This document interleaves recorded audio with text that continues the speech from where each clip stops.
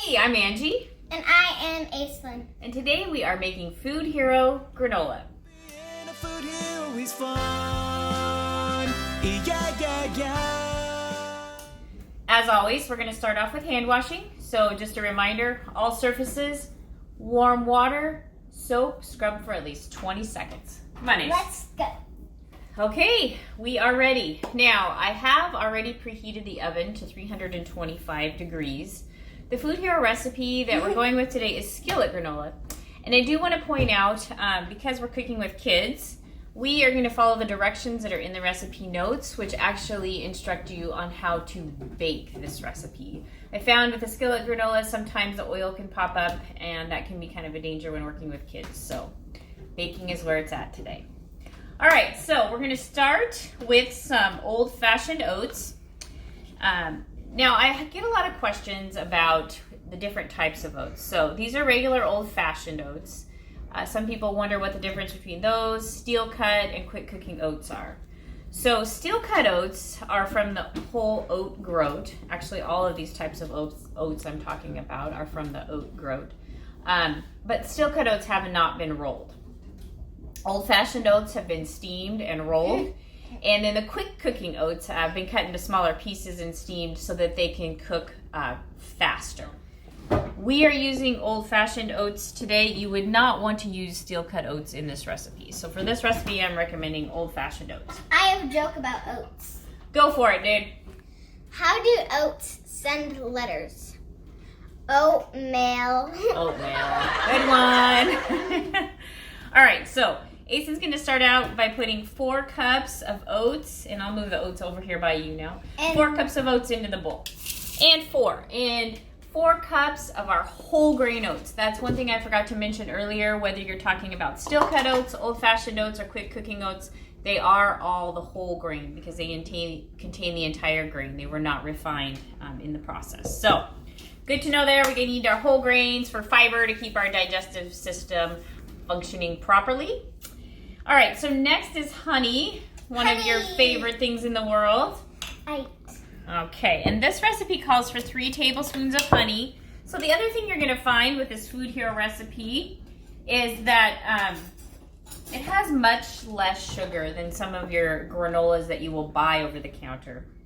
That's because we're making it ourselves, and so we can control the ingredients that go in it. And so that's why I am kind of a big fan of preparing foods at home, because you can control the amount of certain ingredients that go in. And what I love too is we get our honey locally. So we buy it from one of the local farms, so it's super fresh. This one? Yes, so that's a tablespoon. It's going to be 3 tablespoons. And I got you a knife here in case you need the knife to scoop it out. So there you go, just right over there. We eat a lot of honey because I eat a peanut butter and honey sandwich every day. Aislinn likes her peanut butter and honey sandwiches. She makes them herself, so I eat a lot of honey. Okay. And while Aislinn's doing the honey, I also want to mention this recipe calls for powdered milk, and it is not necessary to the recipe. I don't often have powdered milk on hand, and I do find it kind of expensive, so I tried it long ago without it, and the recipe works out very fine. So feel free to skip the powdered milk. Again, another advantage of cooking at home is you can kind of make substitutions and alter the recipe for what you have. Okay, good job, Aislinn, and I'm going to put those in the sink because those are super sticky. Now, the next ingredient is vanilla. Vanilla! We also order our vanilla from a local Vanilla. lady who gets it from Mexico. Delightful. That is the best vanilla ever. So we're going to take 1 teaspoon of that vanilla. And I will say, too, this is another way you can alter this recipe. Sometimes I actually use maple extract. I know this is big and full. I'll help you out. You can tell that we love vanilla. We bake a lot, so we have vanilla in a big container. But you can also use maple extract, almond extract, any type of extract that adds a flavor that you would like in this recipe. Any neutral oil is fine. We're just going to use canola oil today, and we're going to do 1/3 cup of canola oil. So Aislinn, you know how to get down at eye level for that, right? I'm going to let you go over here. Do you see the 1/3? Where is 1/3? 1/3. Perfect. I'm going to let you pour 1/3 cup of canola oil. Measure that out. Canola. And again, this recipe actually has less fat than a lot of your granolas that you would buy at the store as well. Again, because we can control that. Wow, that looks pretty perfect. You want to go ahead and pour that in? It has a few bubbles. Yes, it does. And then our next ingredient is another place where you can have options depending on what you like. Now, it calls for sunflower seeds, a half cup of sunflower seeds, which I have here.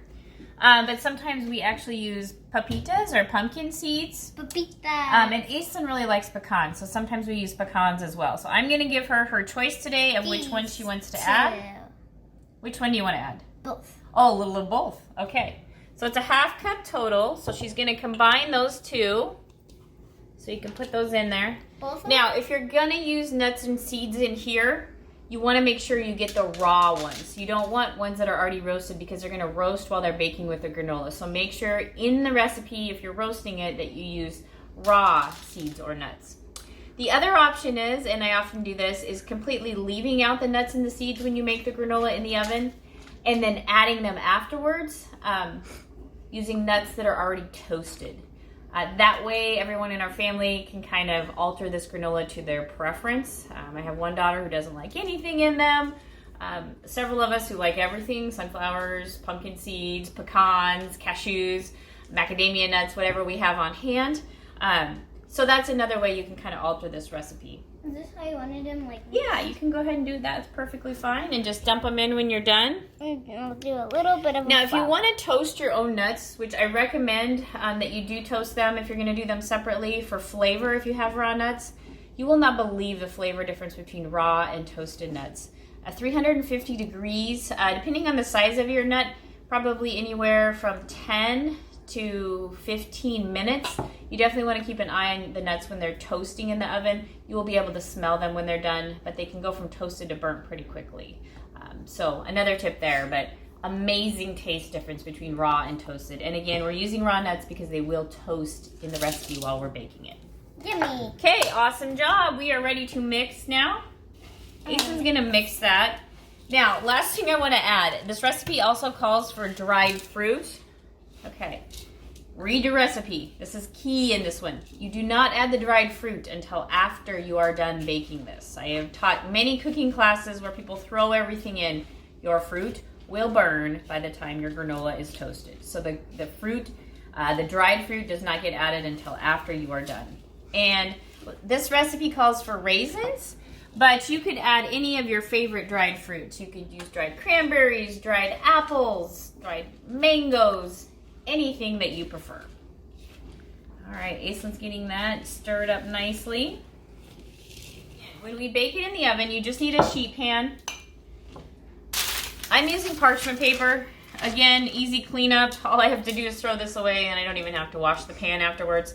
But you could do it without the parchment paper, would be completely fine. Either way works. All right, it looks like we're about ready, Ace. Okay. Okay, I am going to give it a final stir. It's hard to get enough where healthy food is fun. It's gonna cook for about 20 minutes, but we're going to only set the timer for 10 minutes the first time. And then we'll check it and then stir it around and then set it for an additional 10 minutes. Okay, here we go. I'm gonna get this in the oven. Guess what, Aislinn? We made some last night, right? So she's been waiting for this. She's ready to make her parfait. Okay, so here is the granola I made last night. And this one last night I did make without any of the nuts or seeds, just so we could add our own. Aislinn's got a little parfait here. She's gonna put some granola on top of that. Can I put a few pecans? Yes, you may. We've got fresh local berries in here that we were able to get this week, so that was super exciting for us. And Yummy pecans. and would you like to add some of the toasted coconut too? Yes, I love toasted I coconut. know you do. Here, this is just unsweetened shredded coconut. I actually toasted this in the oven at 350 for 5 minutes. This toasts really quickly. And again, this is unsweetened coconut. You will not believe the beautiful flavor that develops when you toast it on your own in the oven. So Aislinn really likes that. I love pecans. That is quite the parfait there, my friend. Also, I like to eat this just with milk and fruit as a breakfast cereal in the morning. And so this granola is an example of meal prep that you can do ahead of time that will carry you for several days. Sometimes I even double this recipe just so that we'll have extra because we all like it. So one of the tips I want to leave you with is really kind of plan ahead for breakfast and snack. Do some meal prep when you have extra time and it'll pay dividends later on. You love my parfait? I love your parfait. It looks like Aislyn's ready to eat.